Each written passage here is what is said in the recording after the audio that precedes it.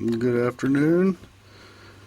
What we're looking at is the differential underneath my Charger that I'm trying to troubleshoot a problem with some excessive play inside the unit, and I'm going to show you what this issue is. As you can see in the background, I got the axles. You can clearly see the axles on both sides. The car's obviously up on ramps. I got the emergency brake applied so that the wheels and axles won't rotate, and what I'm doing is going to show the amount of play back and forth in the input flange going into the differential, and it has a lot of play back and forth between when it locks the axles into starting to try to move them in one direction and going into the other direction.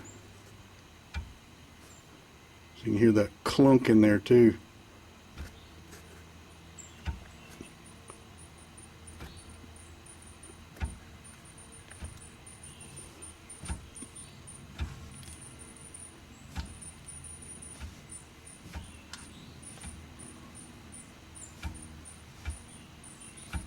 And I've looked inside the differential from the fill hole access, and I can see the ring gear, the Wavetrac differential unit, and the pinion gear mesh surfaces, and all those are moving together when I rotate this. So there's no free play between any of those parts.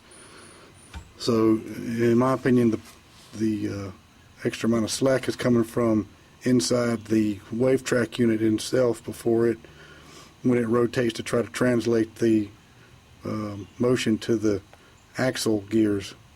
So now we're going to take a look at the other differential that I took out of this car to show you how little play it has.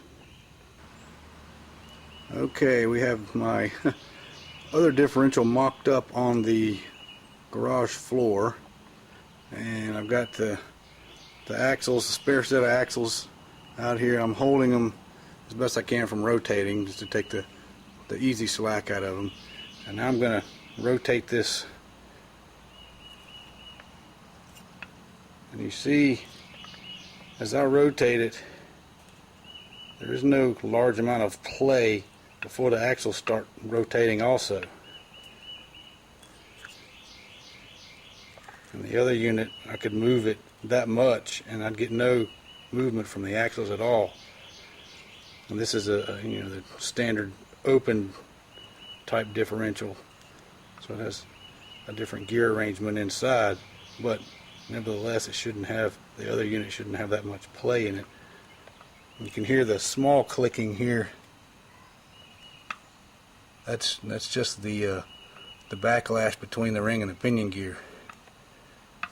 You see, if I move that, those axles are moving with the same amount of rotation that I'm getting here.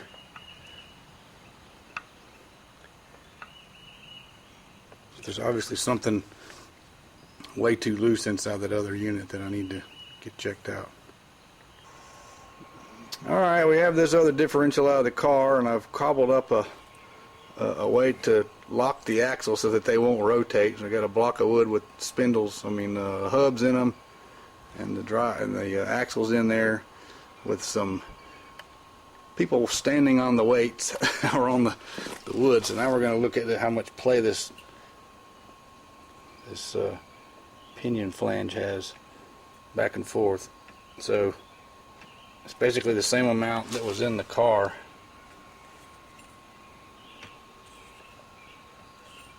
It's almost like half an inch. It's about a 1/4 inch at least.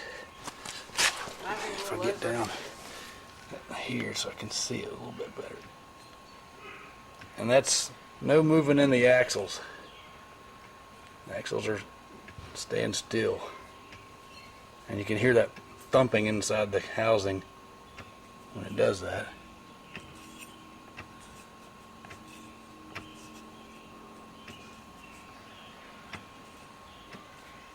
So I'm going to hook the other one up and double check it this way.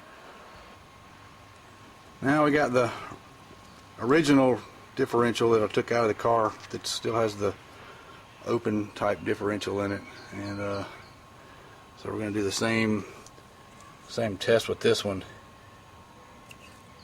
And as you can see, there's virtually no play other than the backlash, ring and pinion, and then the other gears internal. But that's all you get, back and forth. And that's the way the other one should be. So there we have it. I got an issue.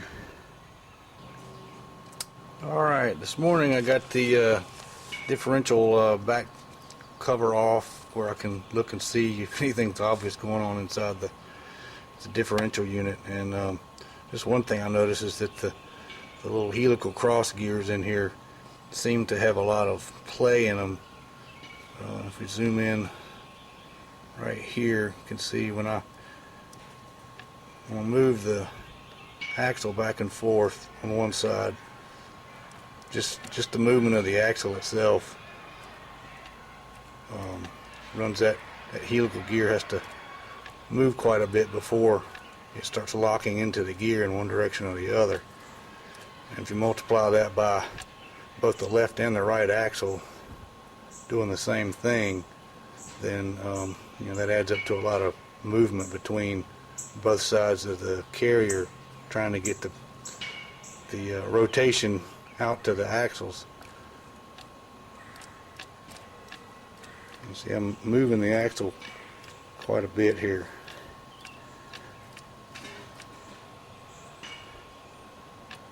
And of course that other gear, the gear on the left and the gear on the right, are the drive gears for the other side, the other axle, so that's why they're not moving, because I'm only rotating this axle. If I rotate the other axle, then the other gears would show that kind of movement in it. Okay, now I got both axles locked down with the wooden blocks and the hubs into the end of the axle, so that the axle gears can't move, or move very, very little.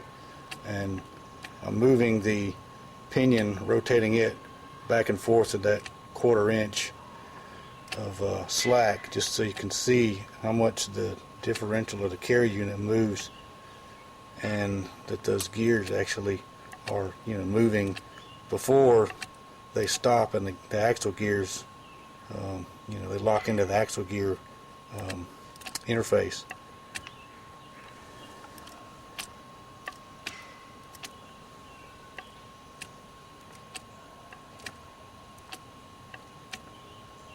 And of course the other open differential unit does not have anywhere near this type of slack in it.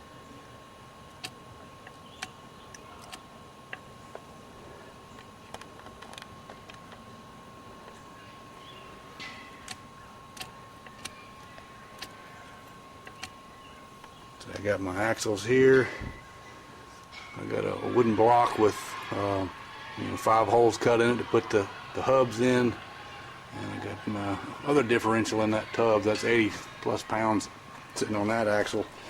And I got this one over here that I don't really have to stand on it, because it'll hold itself pretty solid. But just having this unit set up to kind of replicate the way it is in the car with the parking brake on, or if you just got the brakes on going from drive to reverse, you can hear that amount of thump when it changes gears also, not just going from forward to reverse, but just in the forward gears changing. It bumps in the rear end.